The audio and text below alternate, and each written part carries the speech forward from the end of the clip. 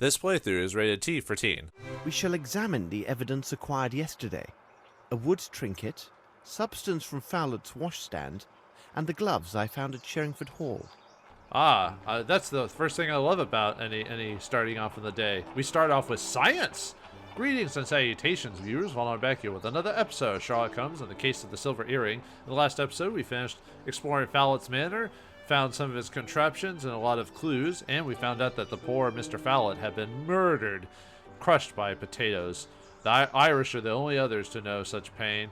So, unfortunately, he is gone, so we can't talk to him. And someone took on his guise, as people said he left the house, but obviously that's a fake Mr. Fowler. I wonder what that one's doing. Well, either way, we've got some clues to figure out. So let's check our science table. We shall examine the evidence acquired yesterday. A wood trinket, substance from Fowler's washstand, and the gloves I found at Sherringford Hall. You just said that, dude. But anyway, let's check the stuff we have. So yeah, we got the gloves, toy, and the greasy balls. So let's check those out. Let's examine it under the microscope. Greasy substance. Very interesting. Okay, that's it? Just that they're interesting? The greasy balls are interesting? Alright. Well, I guess I would say that too, so. Alright, let's check out the gloves. A very fine white cotton. Okay. What about the wood toy? I recognize the style of this trinket. Okay. That's very interesting. So, repeat. Well, alright. I mean, we got some clues, I guess. Whoops.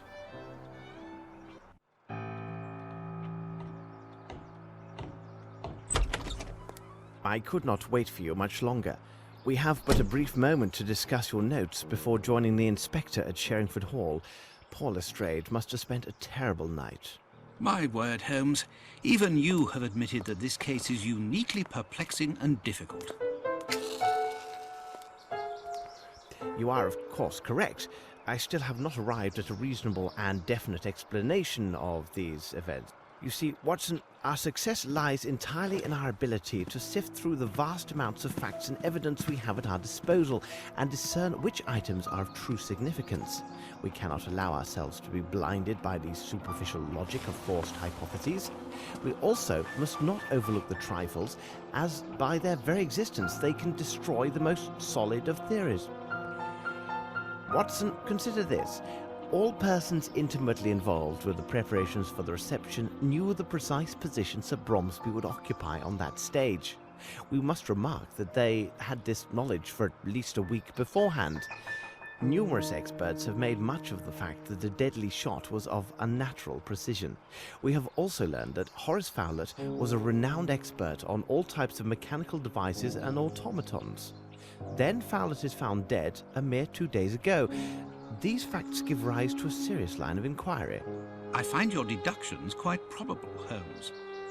But how can we explain the guest list with notes? Any probable theory about these events must correspond in all ways, including the smallest of details. Watson, I have a general idea of what you discovered during your return to the Flatham railway station. Please correct me if I get any detail wrong.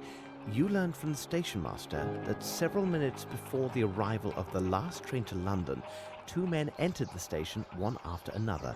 First, there appeared a tall man clothed as a worker. His hat was lowered to hide his eyes, his right hand bandaged. He took a place in the right corner near the platform. A few moments later, Horace Fowler came in and sat down on a bench. He spoke briefly with the station master and by all appearances seemed to be freezing. I can add that you have probably learned that the station master began to work in Flatham only 4 years ago. The rest you can tell yourself. Really, Holmes, you were right concerning the information I received from the station master. When I entered the railway station...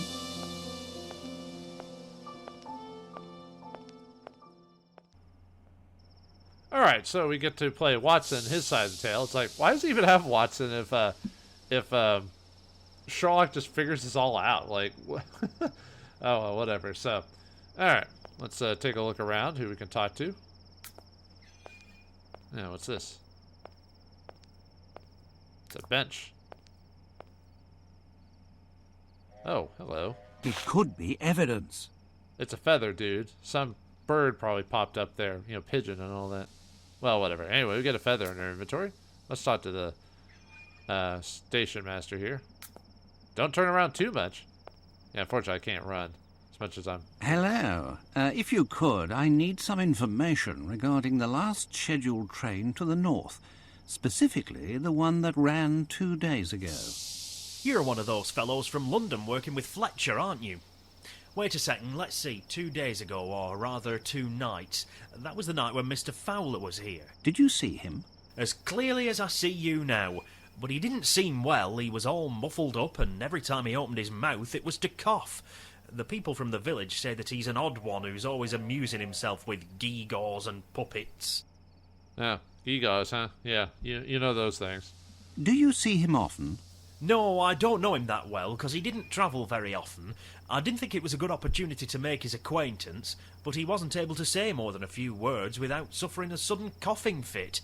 It seemed he was travelling to the north. However, I cannot say with any certainty that he arrived there. Well, we know what happened to him. Was there anyone else on the platform? Yes, there was a fellow. I could see his face beneath his cap. For a second I thought he had a revolver in his pocket, but then I noticed that it was merely his hand. It was all done up with a large bandage, due to some wound, I suppose. Where was he, exactly? He stood in that corner over there, and Mr. Fowler arrived a bit later. I heard the sound of his coughing for about 5 minutes after that. When the train arrived, they boarded the same carriage. Okay. Click. And where might I find this train carriage? Why, right here. They always use the same carriages when they put together the night trains. Aha, and here it is. This is most advantageous. If it would be a help, I can hold the train for 1 or 2 minutes at the station, so you might have a look inside. Thank you very much. Well, good thing this is late at night and this isn't modern day where people are on the move 24/7 and it must be moving. You can't stop, so good for us. Well, I must investigate these matters. Until later, sir. We may never talk to you again, but that's fine. Alright, I'm trying to remember if there's anything else to really... I don't think so. I think we pretty much found everything on this one. Just gotta find that feather. Hopefully you found it. Yeah, I can't double... Whoa. Yeah, the camera angle on this one is a bit... There we go. Threw me off for a minute. Okay. Now we just gotta check everything.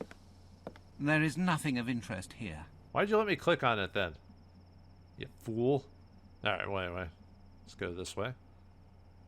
Yeah, I don't know why they won't let us run here. They let us run when we're in the other Fowler's house, but not here, but alright. Oops. No, come on. See anything in there? I don't think so. Nope. Just check all the carriages. Oh, hello. Someone has forgotten their cap, and I believe that hairs on it are red. Red hairs on the cap, huh? So we got an Irishman to deal with. I knew they were all bad. Ooh. No, I'm just kidding.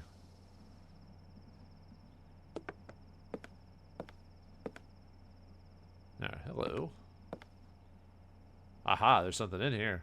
A Cherokee cigarette, the same as Holmes found at Sherringford Hall.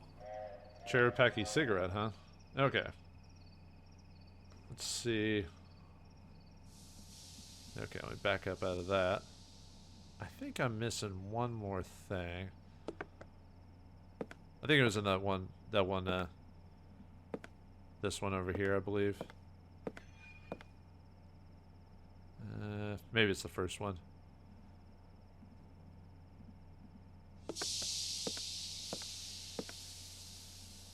There it is. Haha. Pixel hunting indeed. Another white feather? Is someone travelling with chickens?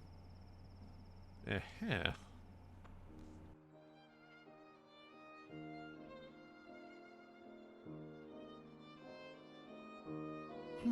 A red hair. This is splendid, Watson.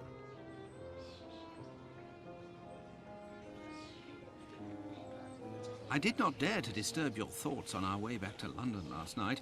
I had quite forgotten about this hat.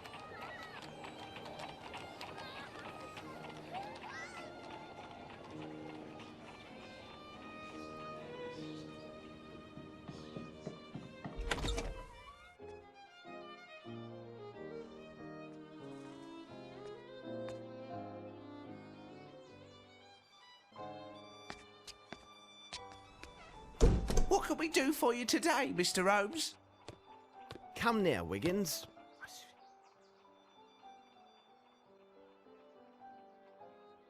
Mind you look sharp. There'll be an extra guinea for the lad that finds him. Goodbye. We must leave now, Watson. Let us return to Sherringford Hall. Well, that was creepy. they had adults doing the kid voices, you could tell. But yeah, in the books, Holmes was known to use the children of London as spies and information gatherers, because, you know, most people won't think of unassuming kids or scoundrels like that. They would just go, children, blah, blah, blah. And so you usually get interesting information from people like that, kids like that. So, all right, back to Sherringford Hall.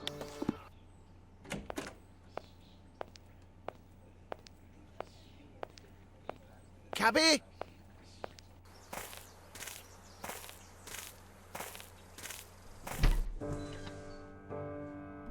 Oh my goodness, Miss Lambert can move from that one spot.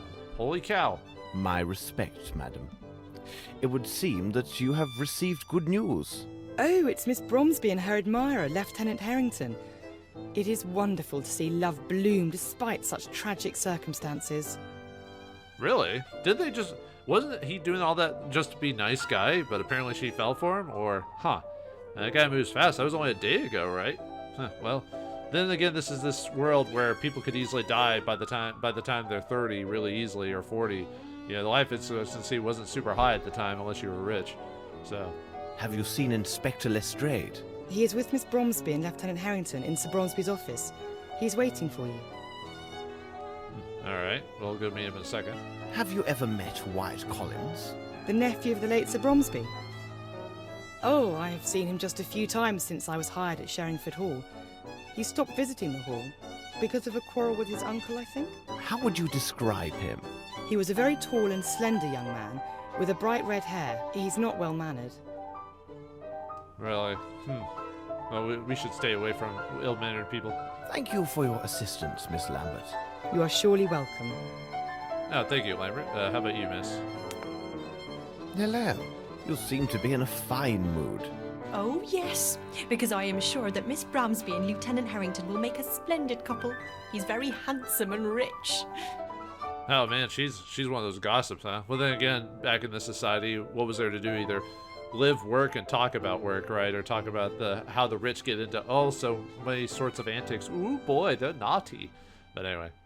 Wait, and how do you know this? The brother of my cousin's boyfriend is currently employed in the Queen's Army Hostel. He said that the lieutenant gave him a very generous tip when he carried the lieutenant's trunks during his move. You don't say. Yes, and if they decide to get married and make their home here, we won't be afraid for our jobs. And considering their youth, the family wouldn't stop growing anytime soon. I used to be a nurse, you know. And now you're a maid. How times have fallen. But then again, depending on the medical profession and what up, you might be lucky. Hopefully you never got sick back in the day. Ooh boy. You should hear the horror stories of medical practices before. I'm trying to remember when it made a drastic change. It was the 20s or 30s or something like that. There was a major change in the medical field where, Well, I must leave you now. Please say hello for me to your doctor friend. Watson's already married, lady, so, but anyway, let's head to the stairwell. We need to see. I think it's what are you doing, Sherlock? You've gone mad. You've been drinking. It's too early for sherry, my friend. Yeah, I can't run for whatever reason. Oh well. Closed. Okay, maybe it's this door. I just need to get to the stairwell.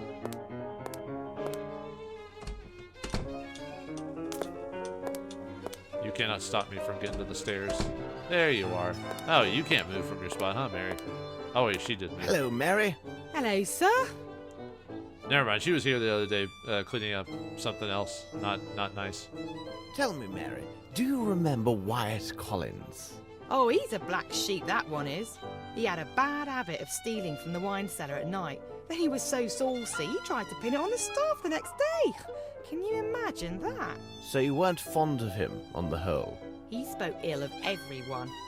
Why, I recall the day our master tossed him howling into the street because a blackguard dared to slander Mr. Grimble. Apparently this Wyatt fellow is very vagrant because of like the letters we got about how he got in trouble in Colombia and stuff like that. So he's got a streak of it. I wonder. Well, I will see you later, Mary. Goodbye. All right, let's head back. Let's head to Bromsby's office. Well, it's not too early. I've just informed Miss Bromsby about Mr. Fowlett. Besides, I told her about the notes that suggested Sir Bromsby's wish to amend his will in favour of Mr. Grimble. According to our solicitors, this new development does complicate the succession. Let's hope Mr. Bromsby's safe contains an official document which will allow us to see things more clearly. I do hope you've discovered the code, because I did not sleep well last night and I'm in no mood for riddles. Good thing you're not playing this game then, I guess. So anyone else could be talked to before we do that? So yeah, looks like it. Do you know the code? Okay, there's a guy asking me about the code. Do you know the code? Well, I guess I do. Well, actually, we kind of do. So remember, let's see, the series of numbers. The code is right here. So 1 1 or 1 1 1 2 1 1 2 1 1 1 1 1 2 2 1. So let's click on this. The sequence of numbers found at Fowlett's should help me discover the code. Okay, so the way this is supposed to work, from what I understand it, is that you can't look at this because what we have is a failure to communicate. No, I already made that joke already. So we've got 1, 2, 3, 4, 5 on each of the rows here, and we need to figure out what the combination is based off the lines that that we got. So, okay, so let's take a look at the notes here. So the first one is a 1, so that's pretty obvious. And then, so the way you have to read this is you have to know when to turn the letter or number into a noun or a verb, depending on how it goes. So this one's pretty straightforward. It's 1. There's no ifs, ands, or buts about it. But then this next line, you could go, well, this is 1 1. Does that make sense? To describe what it is. And then the second one could be 2 1s. Does that make sense? So like the third line here. So we look at that, we could go, well, that's 1 2, and then 1 1, if that makes sense. So this one should be a little bit differently on that one. You would think 1 1 1 2, or see, 1 1 1 2, and then 2 1s, if that makes sense. So that's supposed to be the solution to the code here. So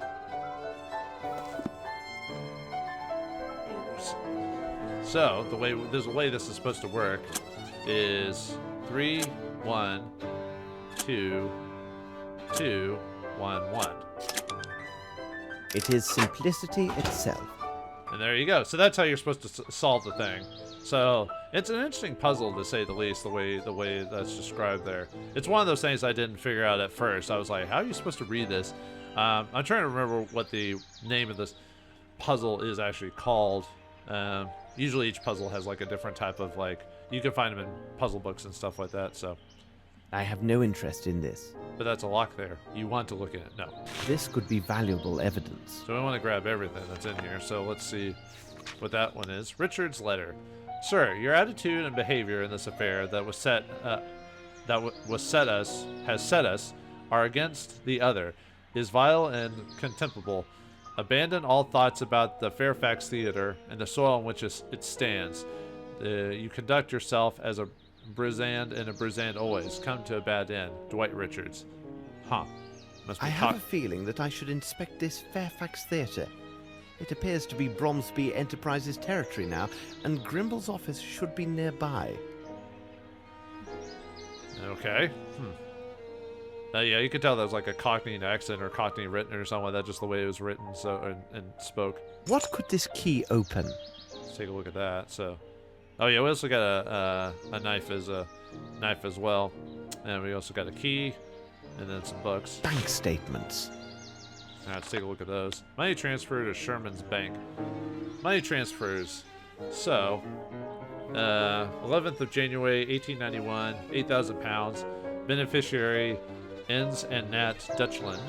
And Grimble has signed off on all these. 15th of September, 1891, £150 to beneficiary WG Bombay, India. 21st of July, 1892, £15,000. Beneficiary, Amaro, Italy. 8th of April, 1893, £15,000 to beneficiary of Cements, Vale, Père et Fille, France. And 15th of September, 1895, £400 to Comte Inst Sergeant A. Brahami. So, that's it. I think that's it. Yes. I have no interest in this. Nope, no interest at all. I have no interest in this. No? Okay, just making sure.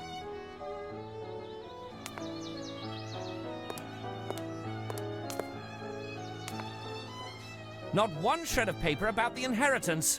My superiors keep pressing on me, saying that we're going to a crisis in the city. For now, I'll check into this Richards character. What are your plans? First of all, I will need this key. I presume that you have had neither the time nor the opportunity to inform Mr. Grimble about the current state of the investigation. As it is the weekend, could you ask him to come in?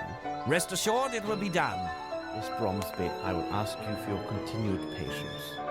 I have given you my word that I would discover the truth, and upon my word, I shall find it. Gentlemen, Watson, we must take our leave. Alright, so now our next destination is the Bromsby Cement Works. But what are we doing at this place? And why did you ask Lestrade to call Herman Grimble to Sherringford Hall? To ensure Grimble would not find us here. In the pursuit of justice, Watson, we are once more obliged to bend the law. Sorry, but why? If Scotland Yard can be shown the necessity of searching the offices of Bromsby's Cement Works, many things may happen. Exactly, Holmes. Now, Watson, we need to find a way into the cement works. Oh, Watson, it seems fortune favors us.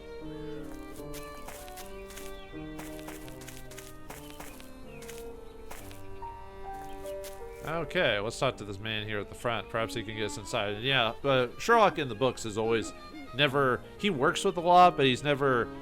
He's one of those that to get the information he needs, he'll bend the law on a regular basis. Never straight up break it, per se, and become a criminal, unless you read like a work outside of Arthur Conan Doyle where you do something like that, you know. But for the most part, he not a vigilante per se, but, you know. Hello, Mr. Goblet. The last time I saw you, you were filling barrels with motor oil.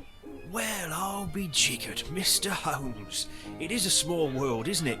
Your days of roaming the docks are long past now, aren't they? Same for me. Tell me, what brings you to these parts? A lot of things. Breaking the law, learning about a mystery, a murder. Are you the watchman for this factory? Not official, like. This would be Fat Dub's job. But I take his place on weekends and he checks in on the by and by. I like the fact that there's a man named Fat Dobbs. I don't know why. Who is regular night watchman? That would be Marty and his dogs. Why, Mr. Holmes? Well, we might want to question him. In truth, I'm interested in the recent murder of Sir Bromsby. My investigation convinces me that vital evidence may well lie within this place. Say nothing more. Here's the key for the office. It's the building just to the right after the entrance. The building's in the centre of the workers' cloakrooms. I don't think you'll find much to interest you there. Further in the yard, there's the storehouse for raw materials. And he's right, we don't need... this is one of those places that's big, but you can ignore all of it except for the obvious part. Do you also have the key to the former Fairfax Theatre? No, I don't have that key. The only key I know of was given to Mr. Grimble when the building was bought. Yeah, I see. Mr. Holmes, you must make haste, as Dubs has not been by for over 2 hours, so I'd expect him in the next quarter hour or so. No need for thanking me. This is small service indeed for all that you've done for me in the past. We will return. I'll wait for you. Now, what did we actually do for him? Well, it's just only bits and pieces, but it's assumed we helped him at one point, so... But yeah, I'll show you by looking around, but like I said, we don't have to explore a lot of this in the first place, so... It's just to show you what it looks like, so... Almost looks like some Wild West town for some weird reason. Yeah, we can take a look at look at those graphics, man. Waving grass, man. This is early 2000s, my friend. You forget the awesomeness of waving grass in an animation like this. Or in a game like this, you know. Fairfax Theater, huh? Yeah, it's kind of sad we don't have to investigate a lot of this place. Actually, let me go over. Here is the old Fairfax. Closed. You could tell the line readings are not together. He got the closed from something else, you know what I mean? Closed. Yeah, they don't want to pay him for an extra line read, so. Alright, let's see what else is available to look at around here. I think we've found everything we can actually look at. Not really interact with, so. Alright, let's go in. Closed. Right. Let's use the key. Come, Watson. Watson, stay by this window and let me know as soon as you see a large man coming from the other side of the street. All right, Holmes. Yeah, I gotta watch out for fat Dobbs. Or Dubs, I mean. He's fat, man. You gotta watch out for those big guys. Yes, sirree. They are scary. Alright, anyway, let's go up the stairs and do some exploration. They must have never cleaned here before. Ah, the place is dirty. How gauche. Alright, whoa, that's a cool map of the whole world. Man, look how big, you know, Siberia, Russia, that type of thing. In America, just a dink, put a couple of those in there. You know, you've got your thing. But anyway, let's take a look around. So, huh? It's a model of a bridge of some sort. But what bridge? Is it London Bridge? Is it falling down? What a beautiful model.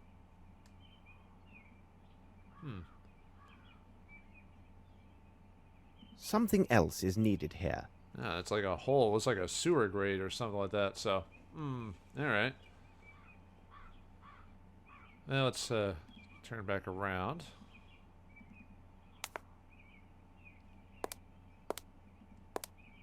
Let me look back this way. Oh, wait, no. Over here.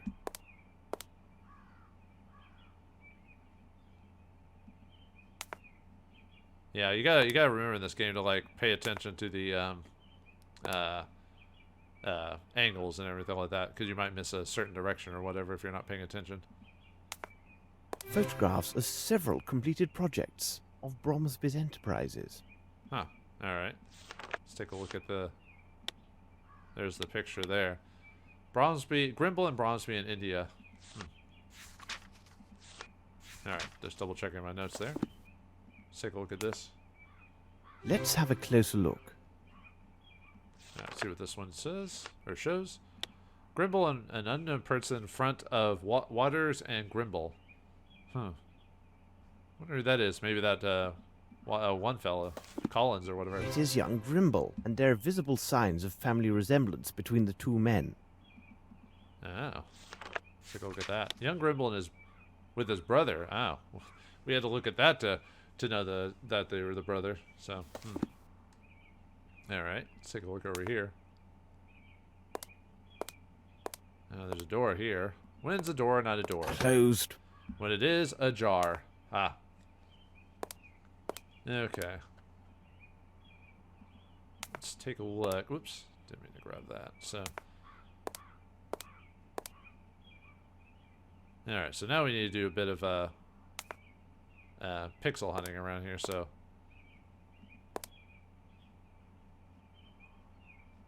Okay, let me go back this way.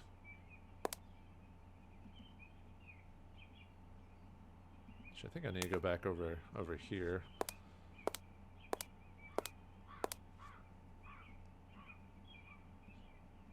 Back up a bit. There's supposed to be an item. Yep, come on. Oh, there it is. Barely see it. Yeah, see. I was like, I must be seeing something. This key reminds me of another. Okay, so now we got a little key. Let's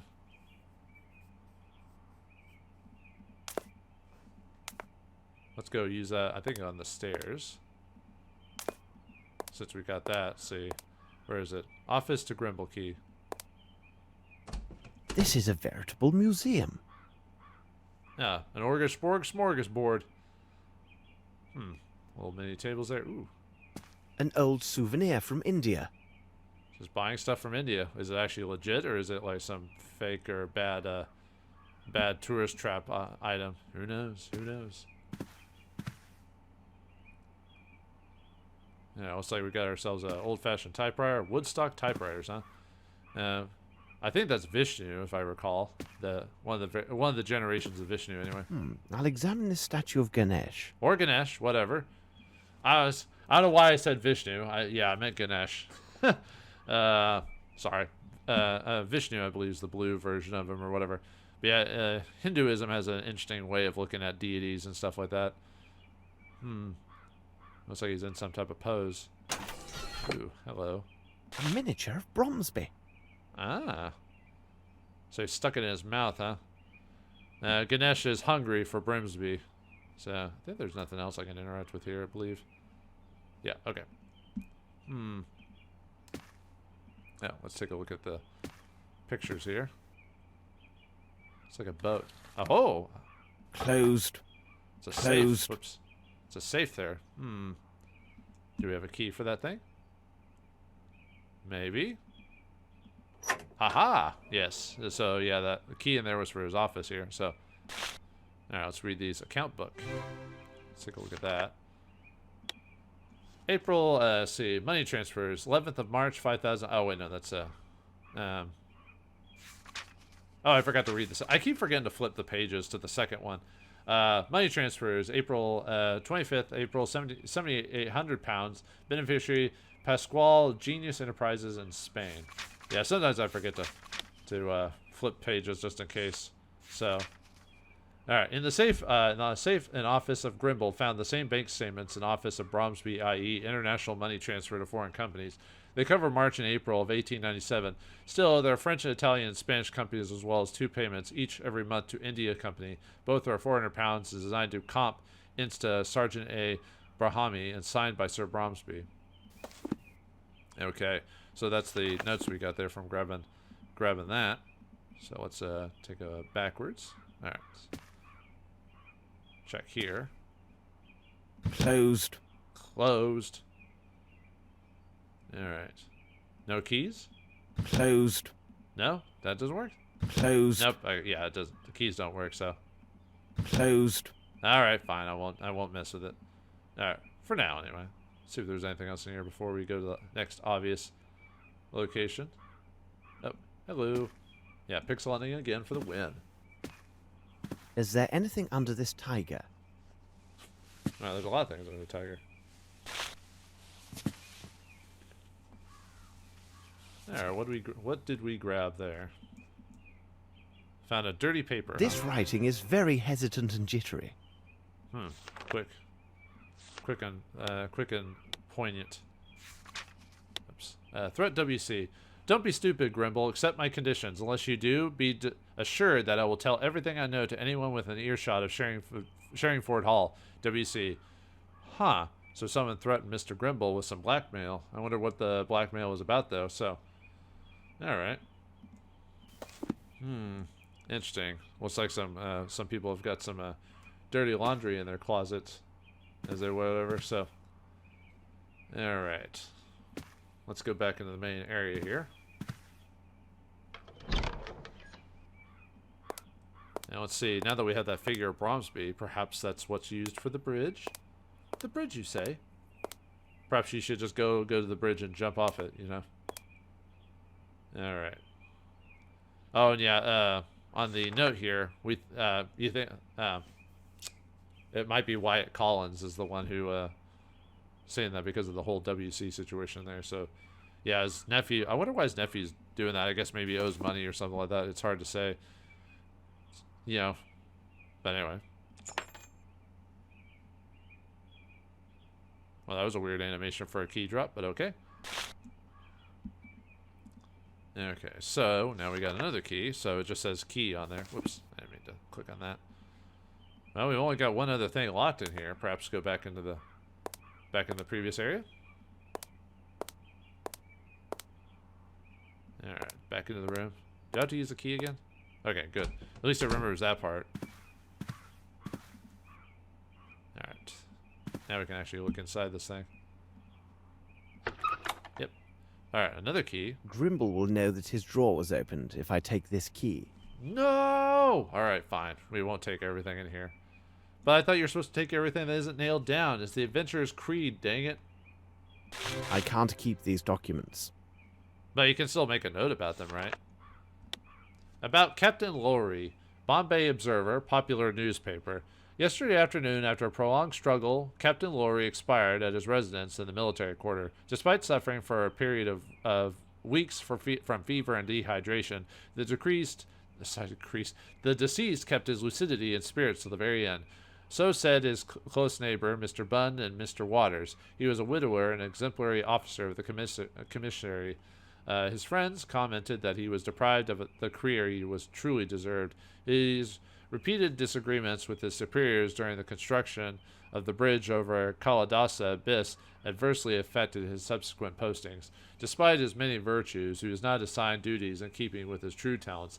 A mass will be said in his honor tomorrow in the chapel near the barracks. Mr. Waters, privy to the last words of the deceased, said that Captain Lowry, contrary to custom, did not desire to be buried at the Bombay English military cemetery. Rather, they insisted on cremation in the native Indian manner. The regional command has yet to issue this authorization for the ceremony to take place. Interesting. Oh yeah, and there's the threat from we got that as well. Threat W. Marilyn, you must pay W. So perhaps Wyatt again. Interesting. I'm trying to remember if there was a. Okay. Sorry, I didn't mean to click on that. All right. And we don't have to close it apparently. So. Wait, I thought I saw a hand figure all of a sudden. Hold on. Oh. Grimble will know that his drawer was opened if I take this key.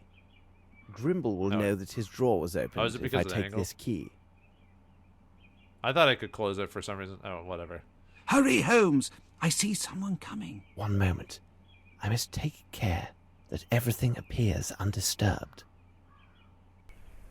Quickly, let us secure a cab. I must send several messages of great importance. Please sit down, Holmes. Even if you do not intend to eat, your constant agitation has been tiresome all evening. Besides, it threatens to ruin my digestion. Oh. Yes, but this activity allows me to concentrate. I suppose in the solving of this case, my brain must have priority over your stomach. Ah, Holmes! Hush, Watson. I can hear steps on the stairs. But the tread is too heavy to belong to the person I was expecting. Ah, it would seem that the army has arrived. In time to settle our quarrel. I hope I've not disturbed you gentlemen by arriving unannounced and at such a late hour. Nonsense. Please come in, Lieutenant. We are pleased with the diversion offered by your presence. Well, frankly speaking, I came with the hope that I could learn something of your progress on the case. Oh, okay. I mean, that's not your problem, but okay. But you must tell me first, what is your interest in this case? Oh, I see. Well, you must understand that, well, to speak plainly, Mr. Holmes, here is my position. I had not set foot on British soil for quite some time until now. A few short days ago, I saw an angel. It was Miss Lavinia, whom I then dared fall in love with. There it is, and I'm not afraid to say it. My good man, your meaning escapes me. Several moments later, her father lies dead, and she is considered the main suspect in this affair. But I tell you, this is impossible, because I could not and dared not take my eyes off of her. But wouldn't that mean you'd be biased in that if she did have something to do with it because you fell in love with her? Just saying. So what is your concern? It seems my unguarded and devoted attentions towards Miss Bromsby during her troubled days have left no doubt as to my true feeling for her. Inspector Lestrade has intimated that the court may consider my testimony to be tainted by my affections, thus my evidence disregarded. What is worse, I could even be accused of giving false evidence. Ah, that is horrible. We will take every effort to avoid it. Mind yourself. Yeah. He's like telling everything. Well, Charlotte's like, no, hold on a minute. What do you want of me? That is why I have come to see you, Mr. Holmes. If I must seem to abandon her to save her honour and her life, then I will leave. Even if it means the absolute destruction of our happiness. But you, Mr. Holmes, could you intervene so that I will not be brought to this terrible choice? I will be eternally in your debt. Naturally, you must not lose hope, young man. Am I not right, Holmes? Anything is possible, Watson. Your hope is based on an assurance, which, in good faith, I cannot give, my dear Lieutenant. However, I can give you this advice. Abandoning Miss Bromsby will do her case no good, even if her appearance in the dock proves unavoidable. Yeah, so stick with it, buddy. Well, goodbye, Lieutenant. I will heed your advice, Mr. Holmes. Wait, I will see you to the door.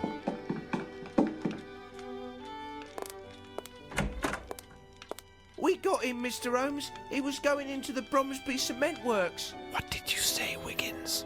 The man you're looking for went into the Bromsby cement works, mister, to the rear entrance. It was at night. Stapleton spotted him clear as day. Isn't that right, Stapleton? Here's your money, and your extra guinea as promised. Well earned, lads. Bravo, Stapleton! Sometimes, Holmes, I do not know what stops me from... What are you going on about, Watson? You know very well what I am referring to. This brave young soldier is in total despair and broke down in tears in these very rooms. But the great Sherlock Holmes could not give him a farthing of hope or compassion. No, on the contrary, the great Holmes assures him instead that his beloved will likely stand trial, which... We do not have time to argue my methods. My irregulars have just found the mysterious passenger who took the train with a man presumed to be Horace Fowlett on the very night that Fowler was murdered. Our elusive passenger has been traced to the Bromsby cement works. There is not a moment to lose. I must return to that place. Are you with me? The Bromsby cement works? Of course. Well, this proves that Watson is the heart of the group, and Sherlock Holmes is the brains. Sometimes Sherlock, because of his pursuit of knowledge, sometimes forgets that humans are vulnerable and emotional and all this other stuff, and Sherlock tends to forget that quite often. He still ignores Watson's thing, cries for that, but still, Sherlock has to be impartial, because who knows who's in on this and everything like that until he gets all the clues. But we must go back to the cement works because of what the irregulars have found. Will we be able to find information about the man who dressed up as Fowlett? Will Sherlock and Watson have to pretend to actually sneak at a game that doesn't really have sneaking? Find out next time in the next episode of Sherlock Holmes and the Case of the Silver Earring. Thanks for watching. Hope you enjoyed. I'll see you next time.